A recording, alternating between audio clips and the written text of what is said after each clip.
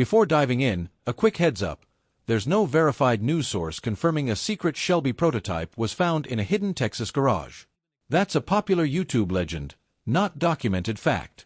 To keep this honest while still giving you a strong script, I've written it framed as enthusiast lore and speculation, the way most legitimate car history channels handle unverified stories, woven together with Carroll Shelby's real, well-documented biography. Here's the script.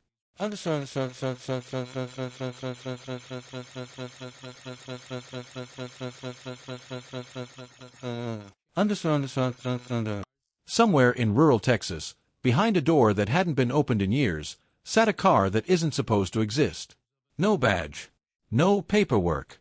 No place in history. Just a name scrawled on a paper tag hanging from the steering wheel, EXP Shelby. Do not move. This is the story car people whisper about but rarely talk about on camera, the legend of the machine Carroll Shelby may have built for no one but himself. Most Shelby fans know the public shrine. The polished collection in Las Vegas, the rows of Cobras and GT350S, the trophies under glass, the photographs that tell the official version of a legendary career. It's the kind of place built to be seen, and for good reason. Shelby earned every inch of it. But according to longtime collectors and a handful of former Shelby American workers, that wasn't the only space he kept. Word has circulated for years, mostly in swap meet conversations and enthusiast forums, about a second, far less glamorous workshop, one that never appeared in a magazine spread or a company brochure. If the stories are true, it wasn't a museum. It was a place to tinker in private, away from cameras, investors, and anyone with an opinion about what a Shelby car should look like. The legend goes that after Shelby passed away in 2012, as his estate worked through a lifetime of belongings, most of what they found matched the record. Cars with clear titles, tools, trophies, personal effects, all catalogued and accounted for.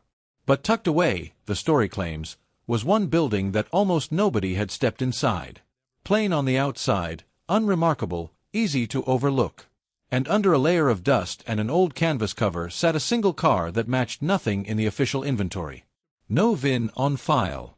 No Ford paperwork. No mention anywhere in the estate records. Just that handwritten tag warning people not to touch it. As the story is usually told, the car itself didn't look like anything Shelby had put his name on before. Not a Mustang silhouette, not a Cobra shape, something lower, wider, and sharper, with hand-formed aluminum panels and a stance that felt more like a concept car than a street machine.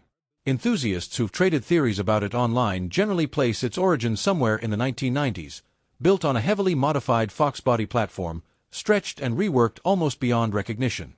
Under the hood, the rumor goes, sat a twin-turbocharged V8 paired with a custom transmission, a configuration nobody has been able to match to any documented Shelby project.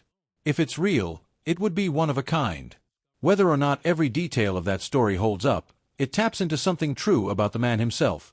Carroll Shelby never fully stopped building. Even after his official racing and design career wound down, people who knew him described someone who kept sketching, kept welding, kept chasing ideas nobody had approved yet. That's the emotional core of why this legend has staying power. It fits the man. Shelby spent much of his life pushing against the exact kind of corporate caution that a hidden, unapproved project would represent.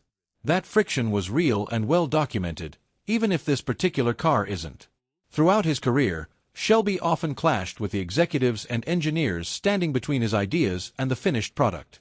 During the development of high-performance Mustangs in the 60s, he pushed hard against the growing list of regulations and corporate compromises that came with building cars for a mass manufacturer. Later, when he consulted on the Dodge Viper program in the late 80s and early 90s, colleagues have described him butting heads with engineers over weight, steering feel, and how much of the raw character of the car should survive contact with a legal department. Being told no was never something Shelby handled quietly. So it's not hard to imagine, even if we can't confirm, that somewhere along the way, he decided the fastest way to build something without compromise was to build it where nobody could tell him to stop. If a secret project like this ever existed, the people who'd know are the same ones who rarely talk on the record, retired fabricators and mechanics who spent decades in and around Shelby American. A few, speaking anonymously in car forums and enthusiast interviews over the years, have hinted at unofficial after-hours projects that never made it into any company ledger. Nothing that would hold up as hard evidence, but enough to keep the rumor alive. The appeal of the story isn't really about proving a specific engine spec or chassis number. It's about the idea that even in his later years, dealing with declining health after decades of heart problems, Shelby might have kept one project purely for himself, something built without a target customer, a marketing plan, or a production deadline. That idea lines up with something we do know for certain. Shelby lived his entire adult life managing a serious heart condition. He was diagnosed with a heart valve problem around age 7 and spent much of his early childhood on bed rest because of it. That same condition resurfaced later in life as angina, eventually forcing him to give up professional racing in 1960, and it led to a heart transplant in 1990. A man who spent 60 years negotiating with his own heart, and who never really let that slow down his ambitions, makes for a compelling subject when people imagine what he might have built quietly, on his own terms, with time he knew wasn't unlimited. Whether or not the specific hidden prototype story is accurate, that part of the emotional through line is grounded in his real life. To understand why this kind of legend attaches itself so easily to Shelby, it helps to go back to where he actually started. Carroll Shelby was born on January 11, 1923, in the small community of Leesburg, Texas, the son of a rural mail carrier. He spent much of his early childhood managing that heart condition, watching from the sidelines while other kids ran around outside. When his health improved enough, his fascination with speed took over fast, first with bicycles out to the local dirt tracks, then behind the wheel of his father's Ford by his mid-teens. After graduating high school in 1940, he enrolled in the aeronautical engineering program at Georgia Tech, chasing a different kind of speed. That path shifted when he enlisted in the Army Air Corps in 1941, months before the attack on Pearl Harbor. He trained as a pilot, earned his wings, and spent the war as a flight instructor and test pilot rather than in combat. After the war, like a lot of veterans, Shelby drifted through a few different lives before finding the one that stuck. He tried a dump truck business, worked as an oil well roughneck, and eventually sank everything he had into a chicken farm, which failed and pushed him into bankruptcy in the early 1950s.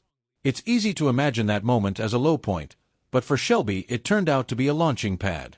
In January 1952, he borrowed a friend's MG for his first race at a drag meet in Texas, and something clicked.